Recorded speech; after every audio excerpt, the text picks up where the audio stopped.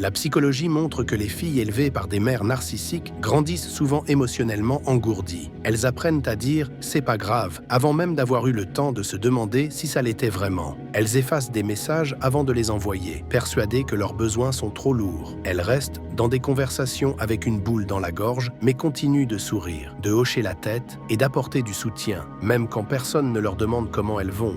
Quand il leur arrive quelque chose de bien, elles le minimisent. Quand c'est quelque chose de mauvais, elles font comme si ce n'était rien. Elles s'excusent avant de parler. Elles pleurent en cachette, ou pas du tout. Parfois, les larmes ne viennent même pas. Juste une douleur sourde, un regard vide. On les félicite pour être si calmes, si faciles à vivre, si matures. Mais personne ne voit tout ce qu'elles ont dû enterrer pour mériter ces mots. Car dans leur enfance, la tristesse était une gêne, la colère était une offense, et la joie, une menace. Alors le corps a adopté une autre stratégie. Ressentir moins, montrer moins, demander moins. Non pas parce que les émotions ont disparu, mais parce que les exprimer coûtait trop cher. Et au centre de tout ça, il y a la mère, celle qui rendait les petites choses dramatiques, mais les grandes choses invisibles. Celle qui pouvait rester silencieuse des jours entiers pour un ton de voix. Celle qui voyait dans chaque limite une trahison. Celle qui prenait les émotions de sa fille comme une attaque et ses besoins comme une critique. Elle demandait la confiance, mais ne l'a jamais méritée. Elle réclamait de la proximité sans jamais offrir de sécurité. Quand la fille était contrariée, elle était trop sensible. Quand elle était fière, elle se la racontait. Quand elle essayait de parler, elle était irrespectueuse.